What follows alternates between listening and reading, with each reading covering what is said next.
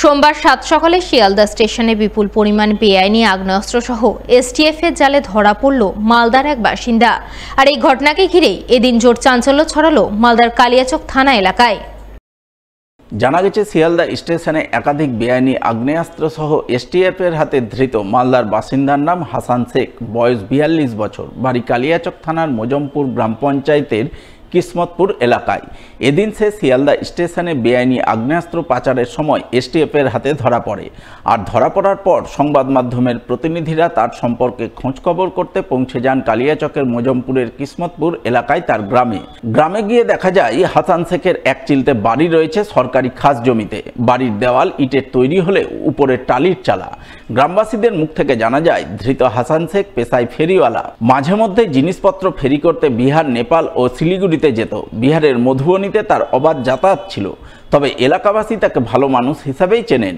তাই সে বেআইনি আগ্নেয়াস্ত্র সহ ধরা পড়ার খবরে গ্রামবাসীরা রীতিমতো অবাক। হাসান আমার দেওয়ার লাগে, ও ফেরি কাম করে, এখানেও পরিচয় আছে, টকরি মকরি সবই আছে। ইয়াতে মধুবনীতে কার পাশে পড়ে চলে গেছে, ছেলে মতি লোভে পড়ে চলে গেছে। 3টা মেয়ে আছে, একটা ছেলে আছে। কোথায় ফেরি করে, কি ফেরি করে? কাপড়ের সেল ফেরি করে। কোথায় করে? মধুবনীতে। কতদিন আগে এসেছিল? কিছুদিন আগে ছিল কি বাড়িতে? এই বাড়িতে 10 দিন হলো আসা। তারপরে 10 দিন হলো তোর স্ত্রীকে বলে গেল যে আমি আসছি রে, অমুক জায়গা গেল, আমি কালিয়াচক গেল। ওর স্ত্রী আর জানে না। রাত্রির বেলা ফোন করছে তো মোবাইলে সুইচ অন, মোবাইলে তো ওই 3 দেখাইছে। মোবাইলে কি দেখাচ্ছে? ওইগুলা পেস্তুল কহে না কি কহে, ওগুলা দেখাইছে। আমরা তো ওগুলা দেখিনি। এমনি স্বভাবে কেমন ছিল? কোনদিন দেখেছেন আর্মস নিয়ে, বন্দুক নিয়ে ঘুরতে? না না না না, ফ্রি করে, সব দিনই ফ্রি করে। ফেরি বেচে, ওই খাইটা খাই। 12-13 বছর না খাইছে খাইটা। ওই দেখতো বাড়ি ঘরটা কিরকম। কি মনে হচ্ছে যে ওকে যে বন্দুক টন্দুক নিয়ে ধরা পড়েছে, কি মনে হচ্ছে আপনাদের? ওগুলো কাজ করে?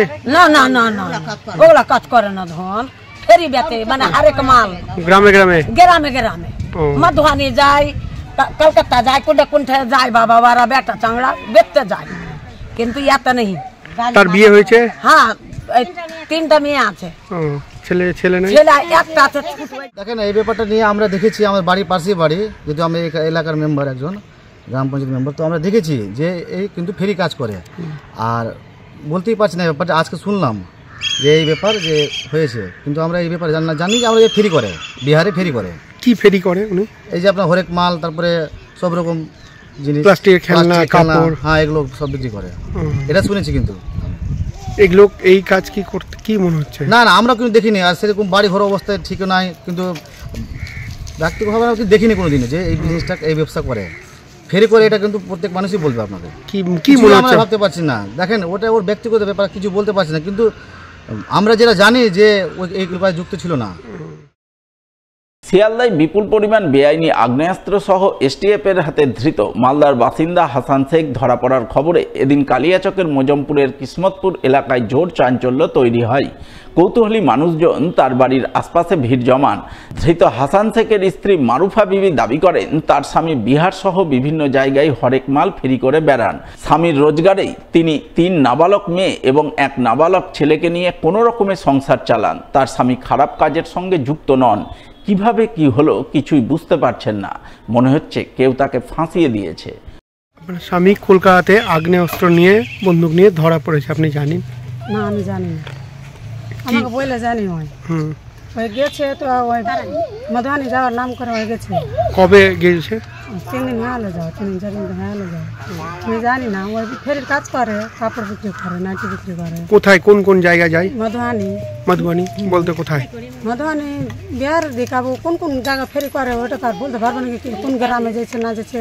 মধুবনী জানে কি, মধুবনী যায় ওখানেই থাকে 2 মাস 3 মাস 1.5 মাস ওখানেই থাকে।